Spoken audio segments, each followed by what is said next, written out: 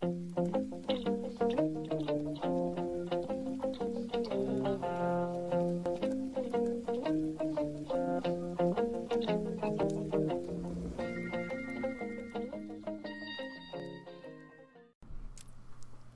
what's up, guys? Remedy916 in the West for Frag Studios TV. We are doing the Street Justice campaign for Riddler's Revenge, Batman Arkham City. This is the first section. It is combat. In this combat challenge, there's a bunch of jerks with knives. That is probably one of my biggest pet peeves in combat challenges, is getting hit by knives. So I would suggest, you see the yellow icon, warning, counter the stupid knife. You need to evade. Don't try to counter it. It's just, I don't know. I always seem to fail. I mean, I do it, but it's just knives always seem to catch me off guard. So I would suggest just evading any type of knife counter icon. And you will also see armored thugs for the first time as well. And I would say take them out as early as possible. That is with the stun, then followed by just mashing the knives. Mashing the attack button, and that will knock them out. It's a really great way to get your combo multiplier up as well, is just stun them and punch the crap out of them, and just make sure you're countering anybody that comes up behind you. And then once you counter them, you can go back to punching the crap out of the armor thug, no problem. So for this combat challenge, the modifier that I used was decreased health, and honestly, for any combat challenge that you go through, if that's an option, take that as a modifier, because you don't really need your health, because the goal of a combat challenge is to not get hit and not lose your multiplier, and that's what you're going for. In order to reach some of these scores later on, especially with the extreme challenges, you're gonna not need to get hit at all, so you don't need life. It's not even an issue, really. This is gonna hurt, freak. Alright, so just like in the first campaign I did, Search and Destroy, and this one, you can tell that my combat is really rusty, but you will see it improve over time. It's kind of cool to see how much better I do get after picking the game back up for the first time in a couple months. It's yeah. And honestly, you know what? I like playing it again. I enjoy it. It's just I needed a little break. I got a little burnout from the trophies. But, I mean, I'm back and I'm doing the combat challenges. No problem. Yeah.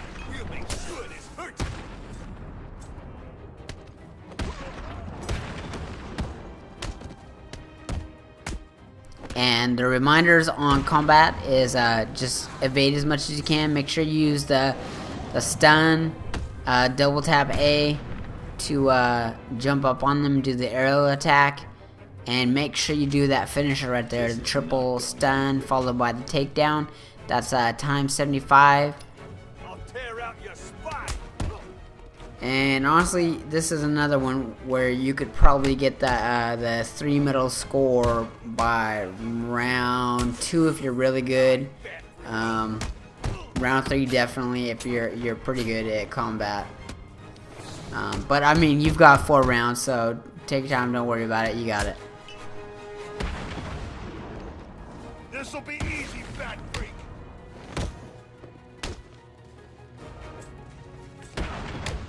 Now, the one thing that I want to recommend on this is when your combo multiplier gets up there high enough, you can start like when you swing on somebody, you can swing all the way on the other side of the screen and Batman will jump over there. Use that to your advantage, so go from one side of the screen all the way to the other. That makes it harder for the thugs to even take a swing at you.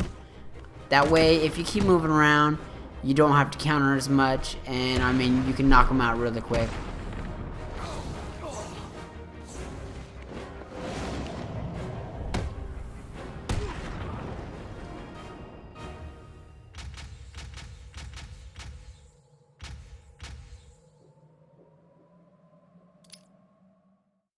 Next part of this campaign takes place in the museum armory. It's a natural selection. And for your predator challenges, we have the weapon jam. You want to use a disruptor on one of the henchman's guns. Have him try to use it. When he fails, you're going to take the fool down. Aerial assault, you want to glide and kick a henchman, then knock him out. Friends fly free. While hanging from a ledge, you want to grab 2 henchmen and basically double take them down. Throw them over the ledge, which is really easy right at the start. There's 2 fools just hanging out up on that bridge, and those are the guys that you're going to pull down. Have constructed a cerebral puzzle of such ingenuity that I fear you will die here. And obviously don't go to the side with the head of that elephant in the way. You want to go on this clear side right here. A lot easier. Now for the modifiers, my suggested rooms would be use a decreased health, obviously on that last combat challenge, or survival of the fittest. Doesn't matter, either combat challenge. As far as this area, natural selection, you can use takedown projectile if you feel comfortable. If not, then you know, whatever you want to do. I personally, I just use nothing. Alright, so here's the second medal. You want to disarm that gun, walk up in front of him, let him try to use the gun on you, then knock him out.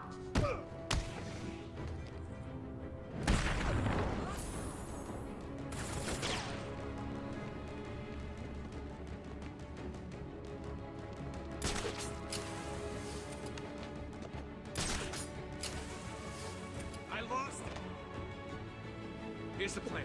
We spread out, we find the son of a bitch. Got it?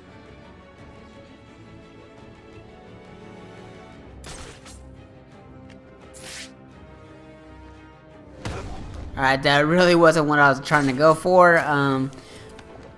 If you get the drop attack, obviously just go back up there, wait until it says glide kick, and then you're gonna glide kick the fool, and then you're gonna use that takedown action.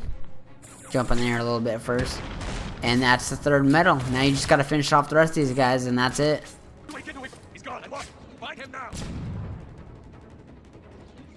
Come on, I need help here. Screw you. It's every man for himself. Huh? I just like that. Too hard for you. What are you?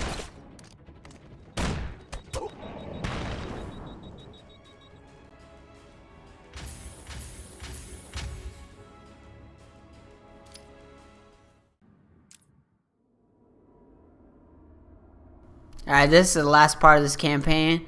It's survival of the fittest, and for the modifier, I use one hand tied. One word of advice. And Run. We are gonna hurt you. like I said before, if you feel like it, you can use a decreased health, either on this or rooftop rumble. Doesn't really matter. But combat is really easy once you do get the hang of it. The score on this is very simple. Just make sure you evade and make sure you're counting. If you see a knife, you see the yellow icon to counter, you need to evade. Don't worry about countering it. Just get out of the way. We're gonna hurt you, Batman. And as far as using the modifier that makes it to where you can't see counters coming, if you feel comfortable enough, use it on survival of the fittest. If you don't, use it on rooftop rumble. Either way.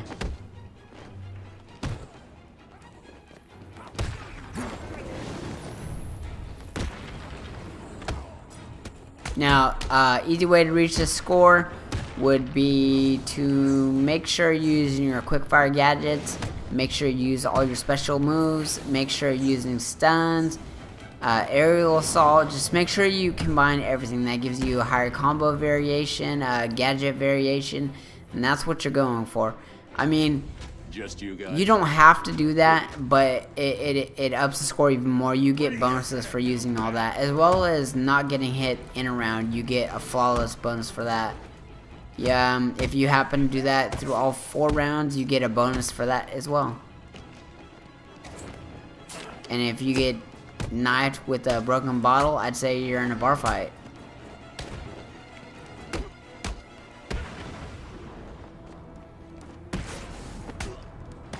That guy with a knife wants to stab me. Oh, no. Electrical fence for you, buddy.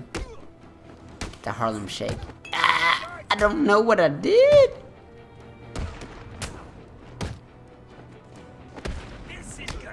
Alright, so I hit that fool with a Ryu.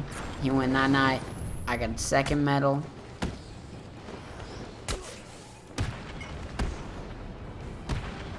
Escape ball, picking up the knife again. Nope.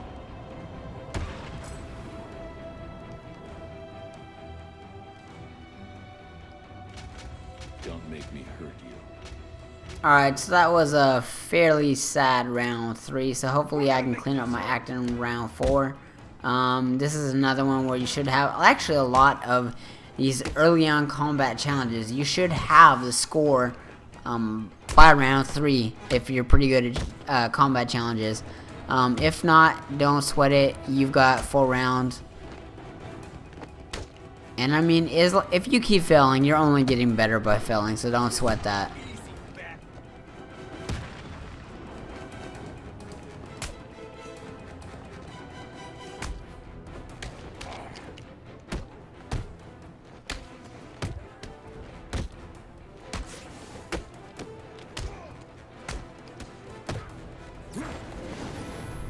And when you do get overwhelmed by thugs, use that bat swarm to clear them out a little bit.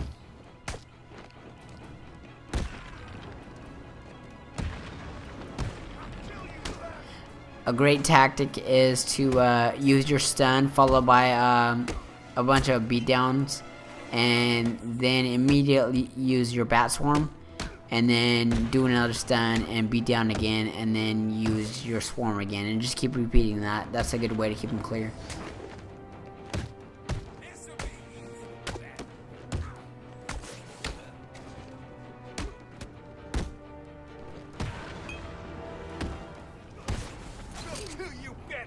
There's a bat slam. That's when you quick fire with your bat claw, followed by mashing that X button, the attack button, and that will make you follow up with freaking a little double axe hand to the chest, make them fall on the ground and cry. And dropping an explosive gel, I will say that is not always accurate. I wouldn't really recommend using that all the time unless you've got like 20 guys on screen. Then I would consider using that. When you've got 3 guys left, don't even bother with that. Alright, so that's it for this campaign.